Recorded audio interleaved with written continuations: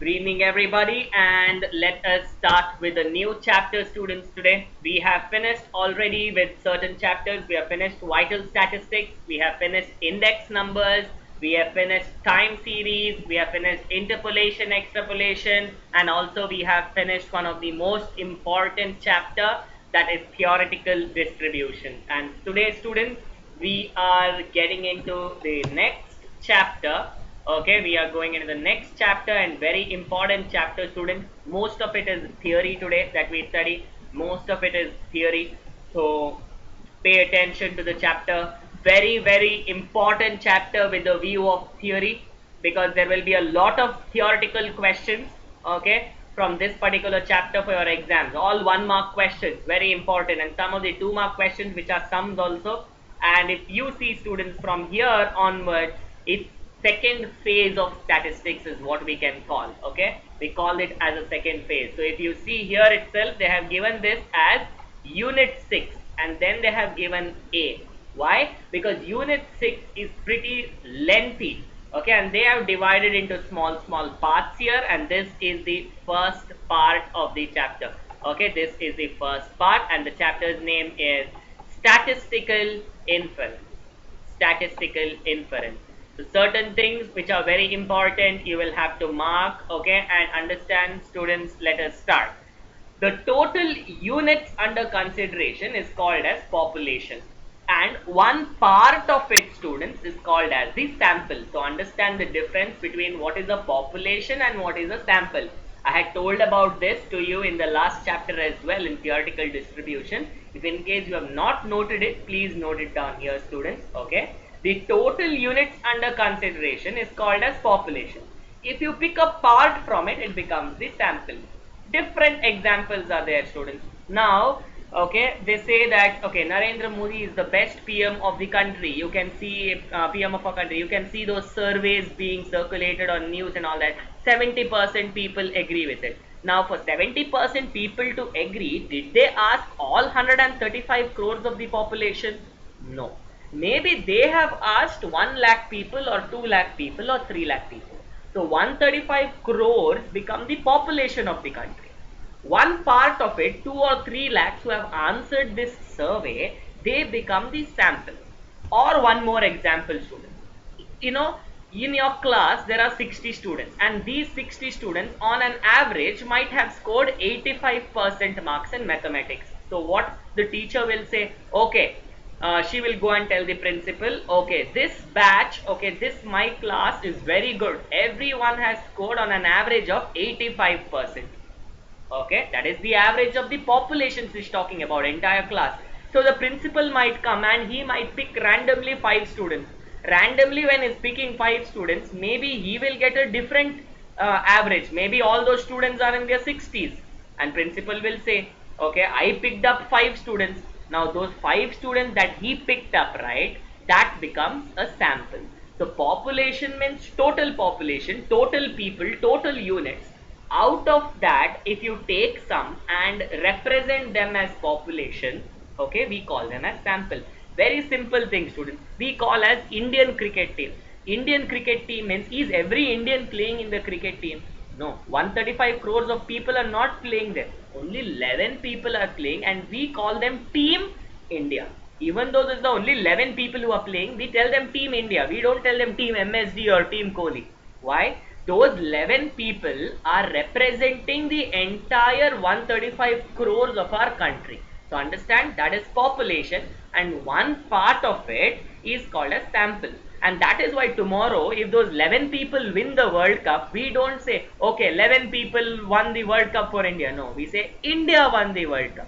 Even though the 11 people have achieved it, we compare it to the entire population, okay, of 135 crores. So understand this, students, that is the difference between a population and a sample. Now, out of one population, students, there might be many samples. You know, in cricket itself, if I tell you now, population is of 135 crores. But sometimes when there are some matches, there is India A team, India B team, India C team. So in this way, there are many parts, okay, many samples can be chosen, okay, many small samples can be chosen, okay. So If the sample is chosen in such a way, every unit in the population has a chance of selection, and this is called as a random sample. So anybody has a chance of getting selected in the entire population. Now in the class of 60 students, okay, if I want to ask the marks of 1 or 2 students, I can choose anybody, okay, and that is called as random sampling. Choosing anyone is called as random sampling. Next, students, are these two words, very important 2 mark, 1 mark question. What is a parameter? What is a statistic? Students, a statistical consonant or constant, sorry, a statistical constant of the population is called parameter. That means if I ask you what is the average age of entire India, okay, whatever answer you get right, that is called as a parameter. Average means what? Mean. So mean is called as one parameter. Or if I tell you in a class there are 60 students, all 60 students, what is the average? Or if I ask you what is the standard deviation, so that is called as parameter. So students, whatever value you calculate of the total population, whatever value you calculate of the total population, right, that is called as a parameter. And whatever value you calculate from that small sample you select is called as statistic.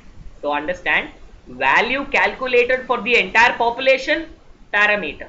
Value calculated for the small sample is called as statistic, and that is what the definition also says to you. A statistical constant of the population is called parameter. A function of the sample values is called statistic. So what's the difference, sir? Now understand, students. Mean, mu, here they have given examples. Mean, mu, population standard deviation, sigma is called as parameters. Mu, sigma, these are called as parameters. That means why? They are calculated for the entire big event, entire big part, that is big population, entire class or entire college, in that way. And this sample is small, sir, one part of the population, no? From that also we get mean, no sir, but yes, that mean is called as sample mean. The standard deviation is called as sample standard deviation. So standard deviation, instead of writing sigma, we will write S. Instead of writing mean mu, we will write mean as X bar. So understand, students, whenever it is X bar and S, right, it is mean and standard deviation only, but mean and standard deviation of what? Mean and standard deviation of statistic, okay, or of the sample. Mean and standard deviation of the sample. If it is mu and sigma, that means it is mean and standard deviation of the population. Okay, now they have given there. Thus, mean and standard deviation of the weight of students of the college, entire college mean and standard deviation are called as parameters. Means what? Mu and sigma. Whereas if they give you mean and standard deviation of weights of 50 randomly selected students in the college, 50 randomly selected students, randomly they are selected, that is called as statistic. That means X bar and S. So understand that. Now that was for variables, sir. That was for quantitative. What if it's a qualitative data? Firstly, qualitative data means attribute, students. In case of attributes, students, we don't use mean or standard deviation. We say it as proportion. Proportion. So population proportion, capital P is called as the parameter, small letter p is called as the statistic. So students, for the entire population, we say capital P, parameter, okay, and for the sample proportion, for the smaller part, we say small letter p, which is statistic, okay, small letter p, which is statistic, okay, that's what they have given here. Thus, proportions of vegetarians in a city is a parameter. Vegetarians in the entire city, no? Okay. Now, in that city, if we are selecting randomly 100 people and seeing if they are vegetarian or not, randomly selecting, population might be 6 lakhs or 20 lakhs in that particular city, but we are selecting only 100. That means we are selecting a representative sample, small sample. This proportion what we get from here is called as the statistic. Now, all the values that we take from the population, students, all the values put together is called as parameter space. All the values that we take from the sample, right, are called as sample space. So understand, students, The set of all admissible values of the parameter, all the agreed or admitted values of the parameter is called as parameter space. Set of all the samples of same size. Remember, samples should be of same size. Once you can't select 10 people, next time 20, next time 5, next time 30. No, samples should be of same size. If you are taking 5 people at once, again you should take 5, 5, 5, 5. So the set of samples of same size that can be drawn from the population is called as sample space. Is called as sample space. Now students, tell me, think and tell me, there are 60 students in the class, okay, and their average marks is 85. I will select randomly. I will tell, okay, 60 students, average is 85. Wow, wonderful class. I will say roll number 1, 2, 3, 4, 5, stand up. I will ask their marks and I will calculate their mean. What do you think? Will their mean be 85, more than 85, less than 85? What do you think their mean will be? Will it be more than 85, less than 85, or same as 85? Just these 5 people, because they're sample, representative sample. What do you think? Answer me. Unmute and answer. Unmute and answer. Very good. Anish says, sir, it can be anything, sir. It can be more than, it can be less than, it can be equal to also. Very good. Correct. It can be anything, sir. We do not know whether they are dull students or they are bright students. Now tell me, they are very bright students. They are toppers of the class. I will select those 5 students. Top 5 students I will select. Tell me, students, will their average be 85 or more than 85? Top 5 students.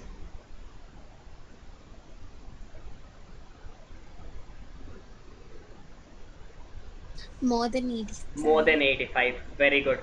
Now I will take the failed 5 students in the class. Failed 5 students in the class. Remember, I am taking 5 students only. Top 5 I took. Now I am taking failed 5 students. Tell me, students, what about their average?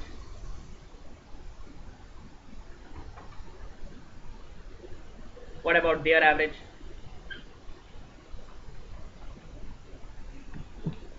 Less than, sir. Less than 85, sir. In fact, it might be less than 35, sir, because you have told they have failed. So less than 35 it might be. Okay. Now I am taking average students. Average. How about them? Sir, might be 60s or 80s. To understand, students, first I took one sample. Their average was different. Okay, their average was above 85. Then I took one more sample. Their average was below 85, somewhere around 30, 40, sir, because they have failed. One more 5 students I took who were average students. Their average was in the 60s and 70s, sir. So in this way, students, we might get different values in the samples. When we get different values when we take the samples, that is called as sampling distribution. So what is sampling distribution, students? The distribution of the values of a statistic for different samples of same size. Distribution of values, that means different values of the statistic for different samples of the same size. This is called as sampling distribution. Now students, sampling distribution, I told you entire population's average was different. I took 3 different samples. 3 different samples had different average students. So don't you think there is deviation from the correct average? Don't you think there is a deviation from the main average? Definitely there is, sir. Once 5 you're taking, you're getting a different answer. Another 5 you're taking, you might get a different answer. Another 5 you take, you might get different answers, sir. So there is a deviation. But is this deviation good or bad? Bad, sir. We should not have deviation. Deviation means what? Moving away from the central value. We are moving away from the central value, and when we move away from the central value, students, there is a mistake happening, and this mistake is called as an error. And that is why, very important, next definition. Why is it important? Because your entire chapter formulas are based on this particular thing. The standard deviation of the sampling distribution of a statistic is called as standard error. So what is a error or what is standard error? Standard error is standard deviation. Standard deviation of what? Standard deviation of the sampling distribution. Because understand, very easy to remember, students. Standard deviation of the sampling distribution. Why sampling distribution? What is sampling distribution? Sir, sampling distribution means collecting different values, sir, of different samples. Distribution of values of the statistic for different samples is sampling distribution. Now when I take different values, obviously the values are deviating from a particular average, that is standard deviation. So the standard deviation of sampling distribution of the statistic is called as standard error, is called as standard error. Now students, we have different sets of formulas. Okay, first let's go through all the formulas, and then there might be a box where you'll have to copy down the formulas. Now just let's understand. Mainly students, there are 5 different formulas. Okay, in fact 4 and 5 are similar. 4 different. Firstly let's talk about 4 different. Which are the 4 different, sir? Standard error of means, then standard error of proportion, then we have equality of mean and equality of proportions. Students, let us see one by one. How to find out the standard error of mean? Let the random sample of size n be drawn from a population with mu and standard deviation sigma. Okay, so mu and sigma are what? Parameters. Parameters means population. Okay, from that we take one small sample. We take a small sample of size whatever. Here they have told size n. So what will be the formula? It seems formula is nothing but, students, understand, the formula will be here. Mean will be equal to mu. Okay, mean will be equal to mu, same. Okay, e of x bar, error of x bar, okay, is equal to mu, and standard error of x bar is equal to sigma by root n. How to calculate standard error for mean? So standard error for mean is nothing but standard deviation divided by square root of the sample size. So understand, students, how to find out standard error for mean. Firstly, how to find out sample mean? Sir, sample mean is same, sir. Okay, sample mean is same, sir. X bar is nothing but mu. Sample mean is the same as the population mean, sir. If the population mean was 50, we will consider the sample mean as 50. But how we consider the standard error deviation? Deviation is nothing but sigma, that is population standard deviation divided by square root of the sample size, sigma by root n. Now, what if there are two populations? What if there are two populations? One sample is drawn from one population, one more sample is drawn from one more population. That means one sample size is called what? N. So n is drawn from population 1, one more n is drawn from population 2. That time, students, the standard error formula will be standard error is equal to square root of sigma 1 square divided by n1 plus sigma 2 square divided by n2. So remember, students, standard error when there are equality of means, when there are two means, okay, when there are two means or two populations, it is standard error is equal to x bar 1 minus x bar 2, x bar 1 minus x bar 2 equals to square root of sigma 1 square by n1 plus sigma 2 square by n2. This is called as difference of means. Students, this is called as difference of means, not equality, sorry. It's called as difference of means. That means two populations are given. We have to see the difference between both population 1 and population 2. Okay, and what will be E of x bar minus x bar 2? That is mu 1 minus mu 2. Okay, expected sample is same, students. Population 1's average minus population 2's average. Okay, that is always that only. If it is 1, it is mu. If it is 2, mu 1 minus mu 2. What we should more importantly understand is standard error. Standard error for difference of means is square root of sigma 1 square divided by n1 plus sigma 2 square divided by n2. Next. How to calculate standard error of proportions? Very easy, students. Standard error of proportion is nothing but square root of capital PQ divided by N. Students, capital P means from where, students? Is it from population or is it from the sample? Capital P.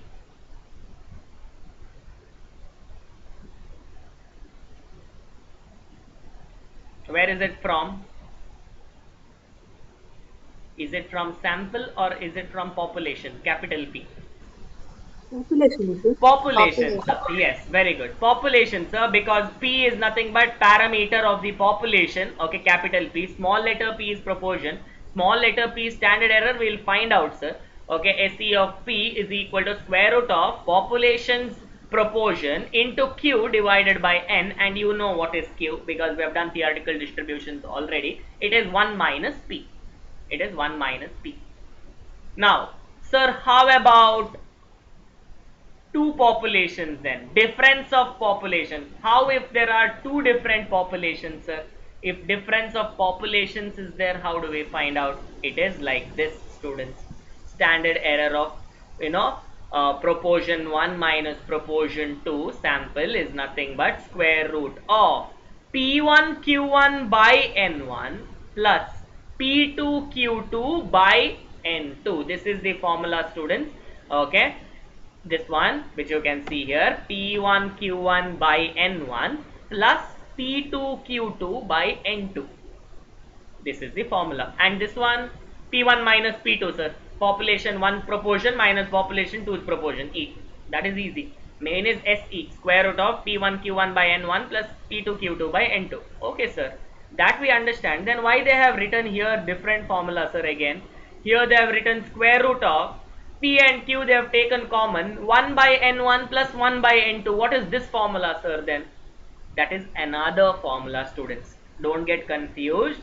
This formula is for P1 Q1 by N1 plus P2 Q2 by N2. This formula that you can see, students, this formula is standard error for difference of proportions. Difference of proportions. Sir, even this is difference of proportions, no sir. N1 and N2 is given. See here, SE P1 minus P2. This is also SE P1 minus P2. Understand, students? What will happen sometimes is, population 1's sample you have taken, population 2's sample you have taken, yes. But sometimes what will happen? The proportion of the first population and the proportion of the second population, the value will be same. If the value is same, that means it's equal. If the value is same, that means it's equal. Understand, students, if population 1's proportion is 0.7, population 2's proportion is also 0.7, P1 is 0.7, P2 is 0.7. Both are 0.7. If both are 0.7, it will be equal, no students? Can't you bring P outside here?